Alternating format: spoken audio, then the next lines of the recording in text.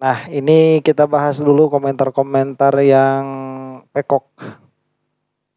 Ini waktu saya membahas kesesatannya Kumaila, yaitu guru gembul versi betina nih.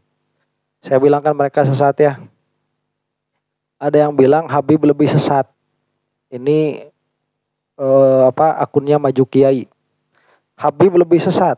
Masa ada cinta Habib walau maksiat masuk surga? Solawatan Habib lebih baik dari solat, puasa, zakat, haji. Habib bisa mengusir malaikat dan lain-lain. AA Garut, semut di seberang lautan dicari-cari. Dajjal Habib di depan mata tak terlihat. Nih, aduh begini ya. Kalau kamu mengatakan Habib lebih sesat, karena ada jargon mencintai Habib walau maksiat masuk surga. Kamu itu nggak usah cinta Habib, ahli maksiat masuk surga kok. Nggak usah cinta Habib. Jadi yang mengatakan ahli maksiat itu masuk neraka siapa? Nih, ahli maksiat itu dia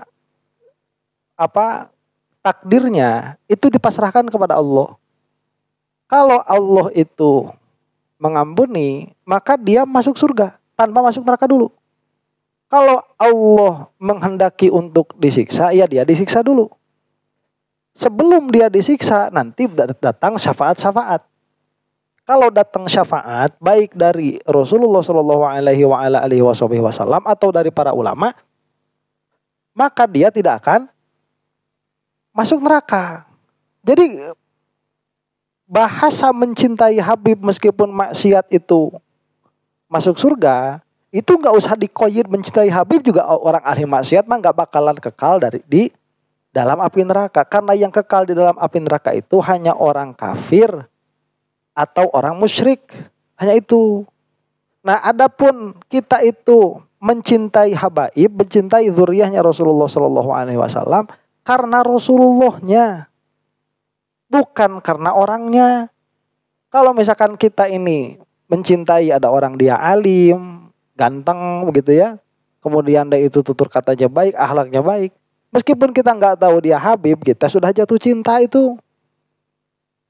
Apalagi kalau dia Habib. Jadi ada cinta itu karena perangainya, ada karena nisbahnya kepada Rasulullah Shallallahu Alaihi Wasallam.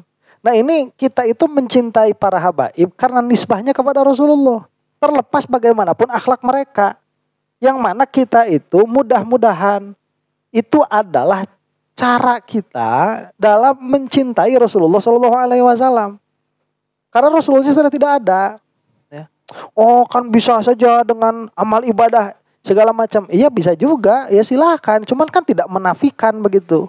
Ya. Dan mana juga, siapa juga ada orang itu yang mengatakan sholawat Habib lebih baik daripada sholat, puasa, zakat, haji. Mana yang mengatakan seperti itu? Ya kalau misalkan sholat kamu diterima, itu lebih bagus daripada sholawatan kamu. Karena sholawatan itu di dalam Syafi'iyah itu hukumnya sunnah. Kalau Hanafi atau Maliki itu sholawatan itu hukumnya wajib 1 kali seumur hidup. Makanya harus diniatkan niat saya menggugurkan kewajiban membaca sholawat. Karena ada perintahnya di dalam Al-Quran. Innallaha wa malaikatahu yusholluna 'alan nabi ya ayyuhalladzina amanu shollu 'alaihi wa sallimu taslima. Itu adalah perintah. Yang mana perintah itu apabila tidak ada qarinah kepada selain wajib, maka dia dimaknai wajib. Nah, mazhab selain Syafi'iyah itu memaknai wajib, apalagi Hanafiyah kalau tidak salah. Ini memaknainya wajib, cuman wajibnya seumur hidup sekali. Kesananya sunnah. Nah, sekarang kalau misalkan mengatakan, siapa yang mengatakan sholawat itu lebih baik daripada sholat, apalagi yang wajib? Nggak ada. Yang namanya sholat kalau diterima dan sholawat kalau diterima, itu sholat lebih bagus daripada sholawatan. Loh kenapa? Karena kamu tidak bisa sholat tanpa sholawat. Gimana mau sholat tanpa sholawat itu? Itu kan salah satu rukun sholat.